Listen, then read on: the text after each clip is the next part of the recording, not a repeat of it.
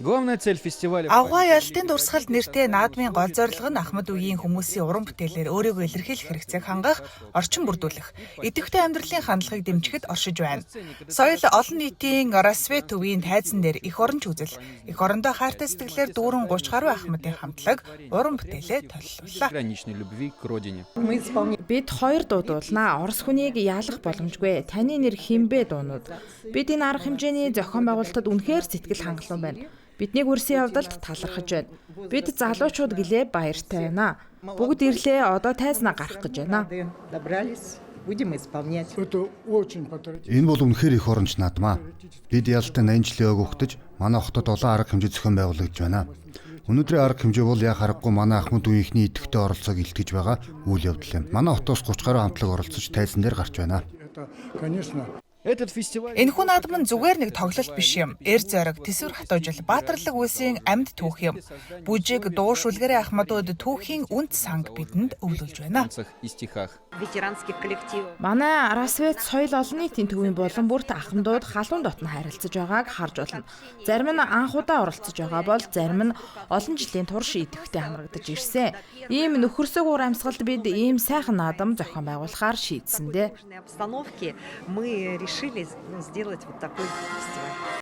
Наадмын оргил үеийн дайны он жилүүдийн дуртай дуг хамтдаа хоромхон зур найралд олсон мөч байлаа.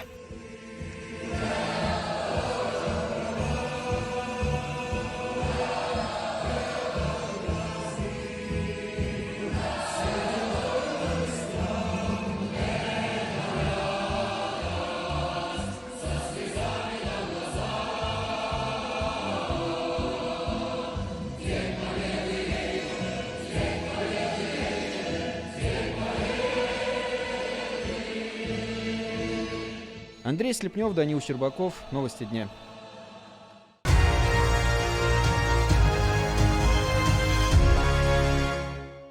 Уже в четвертый раз. Элиника тосхонд Бурайдын өнцөг булан бүрээс залуу тамирчдыг цуглуулсан халуун усны задгаа усан сангийн нэрэмжит Бурайдын бүгд найрамдах улсын самбоны тэмцээн 4 дахь удаага зохион байгуулагдлаа.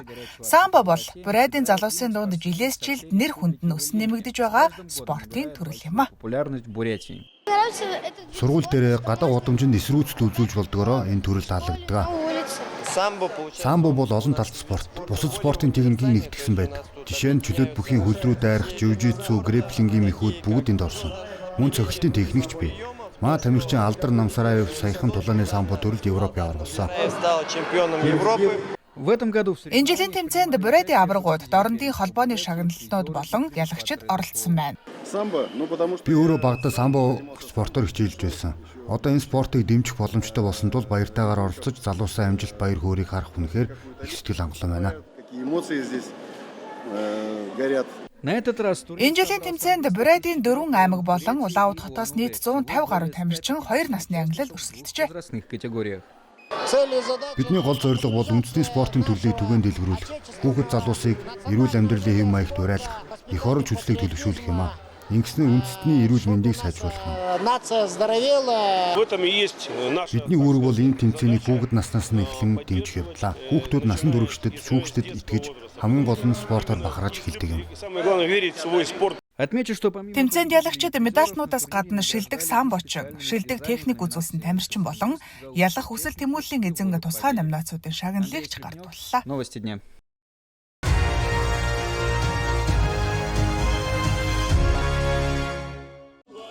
Читай хотод ч бүх Орос даяарч ялалтын өдрийг онцгой өргөн цар хүрээтэй өгтдөг уламжлалтай. Гэвч нас өндөр болсон олон ахмад дайчид өөрсдөө парадад хүрэлцэн ирж чадахгүй байх тохиолдол байдаг. Тиймээс сүүлийн хэдэн жилд баяр нь өөрөө тэдний гэрийн гадаа ирдэг болсон. Ялалтын марш үүдэнд нэгшиглэж мартаж боломгүй баатарлаг үлсийг сануулдаг юм.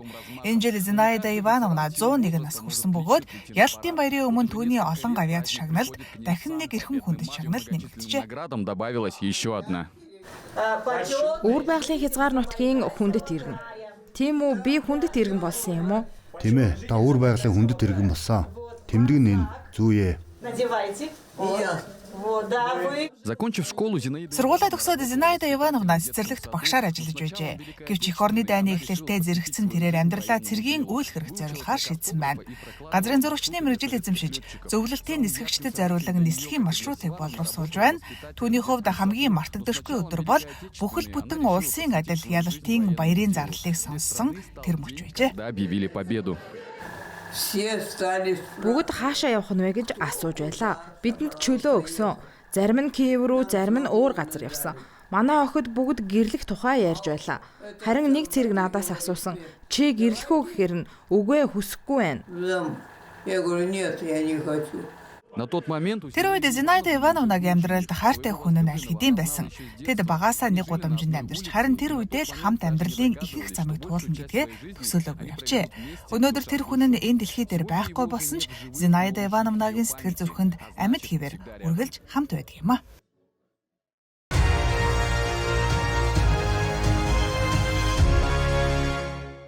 Эхэндээ нийтээрээ цугларч өдөр бүр ойд эргүүл хийх зорилгоо тодорхойлов.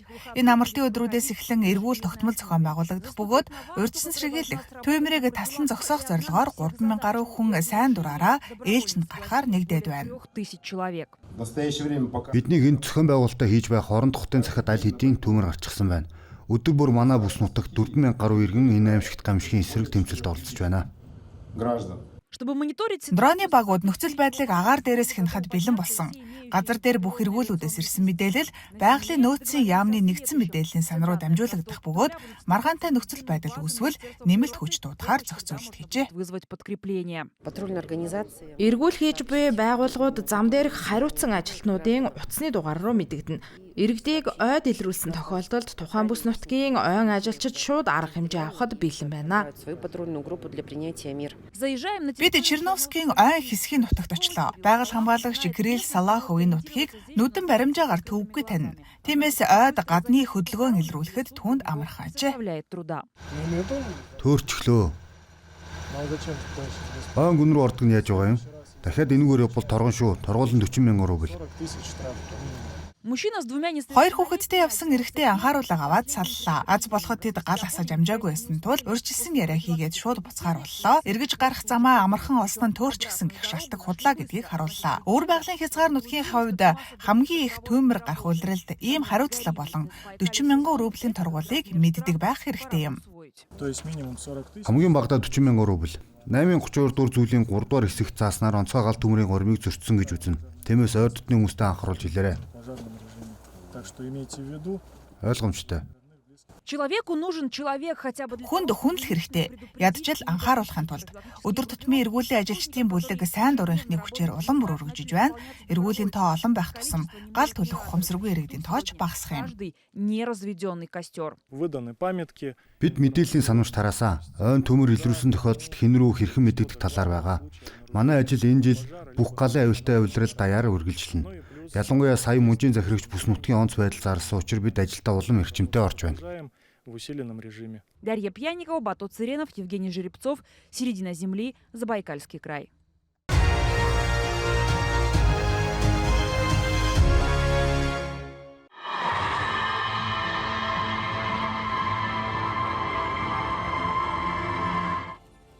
Үлгэрт тэр хүүгийн зүрхийг хөлдөөдөг харин амьдрал дээр мирний олон зуун хүний зүрхийг хайлуулжээ. Наталья Яковлева манай засан хатан хаан мөсөн дээр гайхалтай үзүүлбэрүүдийг үзүүлж таталцлын хууль болон физикийн дүрмийг стомсорлон олонний бишрлийг хүртжээ.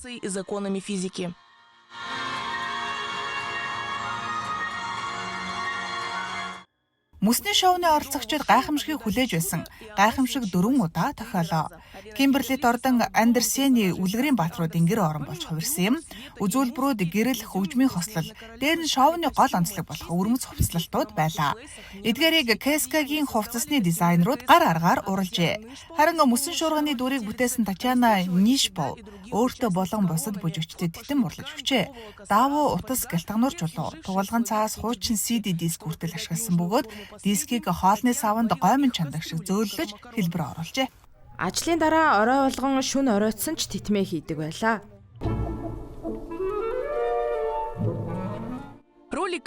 Кай ба Гердагийн дүүрийг алдартай уран гулгагчид бүтээсэн бол бусад дөрүүдийг Кескагийн дугуйлангийн сурагчид бүтээжээ. Цасан ширхэг, дээрэмчид, чөтгөрүүд бүгд Мирний ирээдүйтэй залуу тамирчид байсан. Тэдний дунд олимпийн аварга болох мөрөөдөлтэй нэг нь ч байлаа. Олимпийн аваргуу уран гулгагч бүр аварга болохыг хүсдэг байлгүй те. Цасан хатан хааны сонгодог үйл явдлыг бүгд мэддэг. Гэхдээ энэ бол Якутск. Шоуны найруулагчид үндэсний өнгө эсаар баяжуулжээ. Гүстүг хамтлагийн оролцогчид тусалсан бөгөөд мөсөн цэвэрлэгээний машиныг хүйтний бух болгон хувиргасан нь ч онцлог мөч байлаа.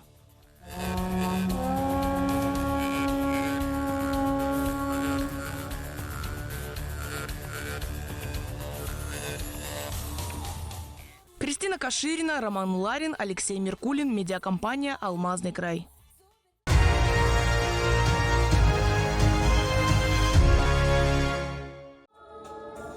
Улаанбаатар дахь Урууский домд Монголын 2 домогт эмэгтэйн уулзалт боллоо.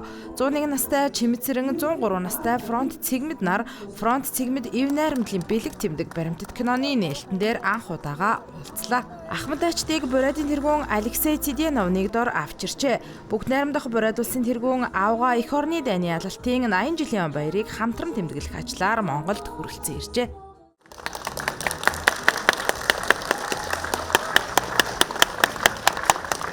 Заал Фронт Цэгмэдэд босож алга ташлаа. Ахмад Ачныг дайны бас нэгэн амьд гэрч домогт Чимэцэрэн гуй угт авсан юм а. Ямар хүмүүс вэ? Фронт Цэгмэдгээ шимнэ. Тэр яг Фронт Цэгмэд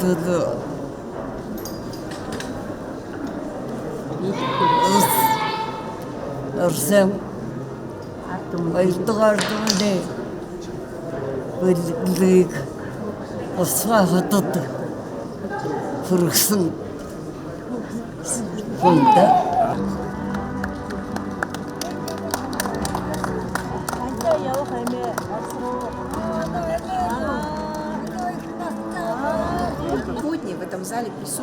Өнөөдөр энэ зааланд 100 авсан настай 2 эмэгтэй ирсэн байна. Тэдний нэг нь бидний өнгөрсөн жил бүтээсэн жүжигийн эзэн Чимэцэрэн гуй юм а. Жүжиг халахын гол тангараг нэртэй. Харин энэ жил бид 2 дахь эмэгтэй сүрэн хорлоогийн цэгмэдийн тухай Фронт Цэгмэд баримтат киног бүтээсэн. Фронт Цэгмэд.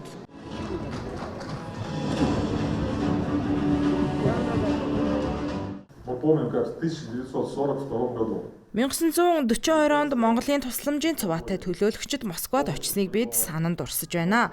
Төлөөлөгчдийн бүрэлдэхүүнд 19 настай цэл залуухан цэгмэд байсан. Тэр сүүлд нь Фронт Цэгмэд нэртэй болсон. Которая в итоге получила имя Фронт Цэгмэд. В тех исторических событиях Эдгээр түүхэн үйл явдлын тухай бүгд найрамдах буриадуулсад манай алдартай найруулагч Олег Юмов баримтат кино бүтээсэн. Өнөөдөр бид киногоо та бүхэнд танилцуулах гэж байна. Өнөөдрийн энэ нээлт бол киноны анхны албан ёсны нээлт юм а. Кино Фронт Цэгмэд Ив найрамдлын бэлэг тэмдэг нэртэй. 80 жилийн өмнө болсон үйл явдлыг эргэн сөхсөн энэ бүтээл Монголын ард түмэндээ Монголын үзэгчдэд бидний зүгээс барьж байгаа том бэлэг болно гэж найдаж байна. 1941-ээс 45 оноод Монголын ард түмний тусламж. Өнөөдөр бид Фронт Цэгмэдэд бүгд найрамдах буриадуулсан төлөө байгуулсан гавьяаны төлөө медалийг гардуулж байгааг хэлхийг хүсэж байна. Харин манай хүндэт Чимэцэрэн гуй өнгөрсөн жил энэ медалийг авсан.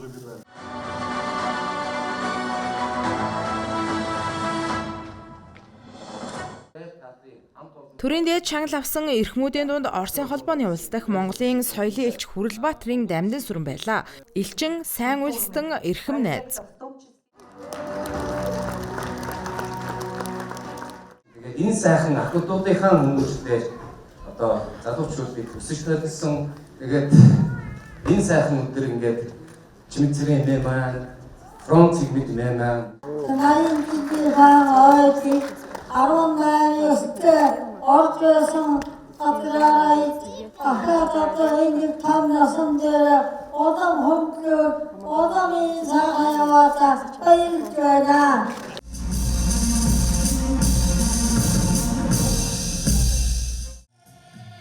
Аав Тухайн эх орны данд ялсны 80 жилийн ой зориулсан ёслолын арга хэмжээ соёлын төвөргөөнд үргэлжиллээ. Бюрод улсын шилдэг уран бүтээлчид, гоцлол дуучид баярын тоглолтод оролцсон юм а.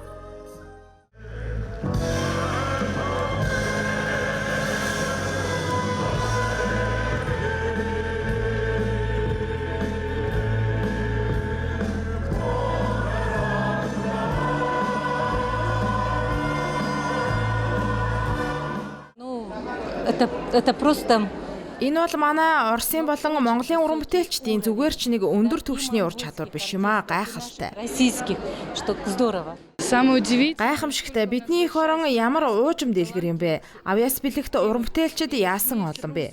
Орос бурайд Монголын онцлог нэгэн концертод холилдох нь үнэхээр нэгдлийн баярын мэдрэмжийг өгч байна. Яг л хүүхдүүдтэйгээ хамт сурдаг нэгдлийн баяр шүлэг шиг.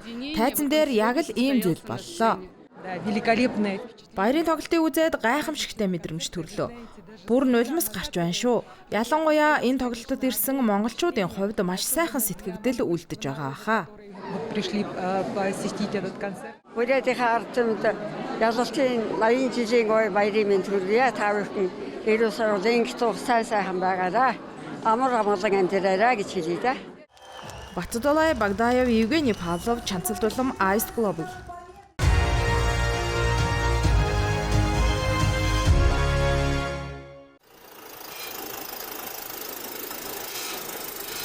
Энэ үзүүлэнгийн завгар болох трактор тун удахгүй тариалангийн талбайд хөдөлгөөнд орно. Энэ машин болон түүний ихэр трактор нь тариалтын үлрэл эхлэхээс өмнө үлдсэн цөөн хэдийн үлдэгдэл юм. Бусад техникийг тариаланчид хэдийн авч дуусгажээ. Харин хэдхэн жилийн өмнө Сибирт хятадын трактор бараг байгаагүй. Хориг арга хэмжээний дараа Оросын газар тариалан эрхлэгчид хятадын үйлдвэрүүдэд анхаарал хандуулж эхэлсэн.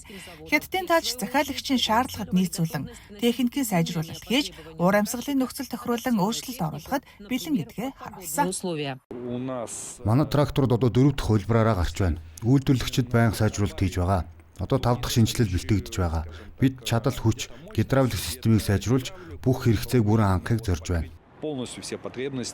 Хятадын хөдөө аж ахуйн техникийг борлуулагчид агуулгуудаа сэлбэг хэрэгслэр сайн хангажээ. Ингэснээр тариаланчид засвар үйлчилгээг хурдан шуурхай хийх боломжтой болсон байна. Үнийн хувьд ч давуу талтай. Хятадын үйлдвэрлэгчид Европын үйлдвэрийн үнээс 30-аас 50% хямд техникийг санал болгож байна. Харин сонголтыг олон улсын үзэсгэлэн болгон тусгай арга хэмжээнүүд дээр очиж харж болно. Ирээдүйн хамтын ажиллагааны дараагийн шат бол Хятадын техникийн үйлдвэрийг Оросын холбооны улсын нутаг дэвсгэр дээр байгуулах явдал юм а. Үүнд хэд хэдэн ашигтай тал байгаа. Тариаланчид хөнгөлөлттэй зээлд хамрагдах боломжтой, харин үйлдвэрлэгчид тогтвортой эрэлт хэрэгцээтэй болно.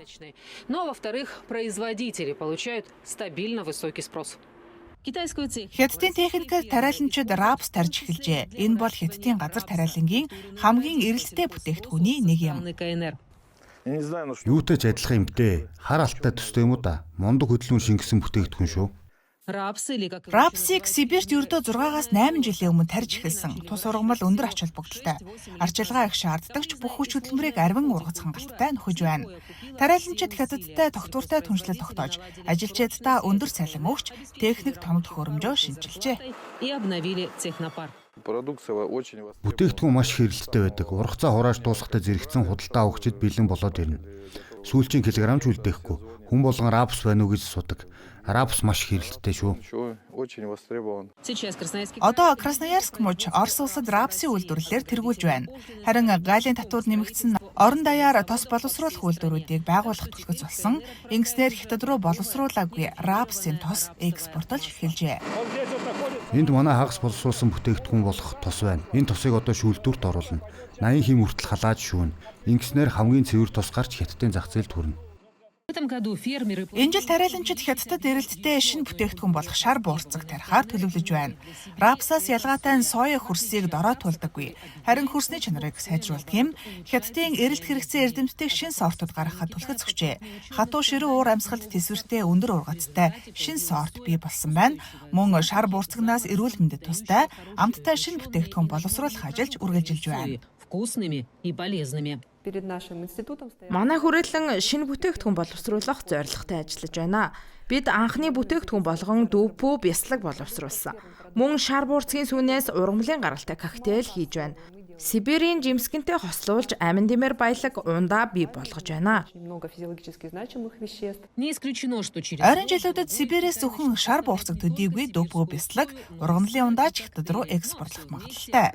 Харин рапс, техник, соёо 3-ыг хамтдан авч үзвэл Хятад болон Оросын хоорондын хөдөө аж ахуйн хамтын ажиллагаа улам гүнзгийрч, томоохон үйлдвэрүүд болон жижиг фермерийн амьдралд эерэг өөрчлөлт авчирч байна. Марина Мышко, Александр Ермашенко, CGTN, Красноярск.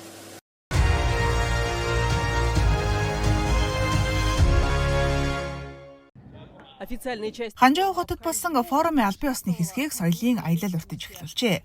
Оролцогчид 2019 оноос хойш ЮНЕСКОгийн дэлхийн өвгөн жагсаалтад багтсан Лянжу археологийн дурсгалт газрыг үзэж сонирхлоо. Энэхүү 5000 гаруй жилийн настай дурсгалууд нь эртний түүх ба орчин үеийн технологийн холбогдлыг бэлгэддэг. Соёл хоорондоо яриа хэлэлцээ маш чухал. Европ бол олон төрлийн систем бүхий өвөрмөц орон зай юм. Эдгээр нь музейн бодлогод хэрхэн нөлөөлж байгааг судлах сонирхолтой. Музей гэдэг бол зөвхөн мэдлэг дамжуулах бус бас бодож эргцүүлэх орон зай юм а. Оролцогчдын дунд Перугийн үндэсний археолог, антрополог, түүхийн музейн захирал байсан бөгөөд тэрээр музейн салбарт хамтын ажиллагааны ач холбогдлыг онцоллоо. Өнгөрсөн жил Хятадын хамтрагчид манайд зочсон. Харин энэ удаад би Хятадын үнэт өвдөд танилцахаар ирлээ. Бразилийн үндэсний музейн захирал Александр Келнер мөн оролцлоо. Түүний удирдах байгаа музей 2018 онд галдуртж 20 сая гар үзмөр устсан юм. Музей сэргийхэд хамгийн том асуудал бол цуглуулга юм. Бидэнд шинэ үзмрүүд хэрэгтэй байгаа. Ирээдүйн музейн зөвхөн өнгөрснийг хадгалахаас гадна шинэ зүйлийг бүтээх урам зориг төрүүлэх ёстой. Форумын гол сэдвүүдийн нэг нь музейг тасралтгүй боловсролын платформ болгон хөгжүүлэх, нийгмийн өөрчлөлтөд гүйцэтгэх үүрэг, соёлын өвийг хамгаалахад шинэ технологиг нэвтрүүлэх талаар байлаа. Форумын хилцүүлгийн үр дүн ирэх 9-р сард Испанд болох ЮНЕСКОгийн соёлын бодлого болон тогтвортой хөгжлийн дэлхийн баг хурал дээр танилцуулах юм а.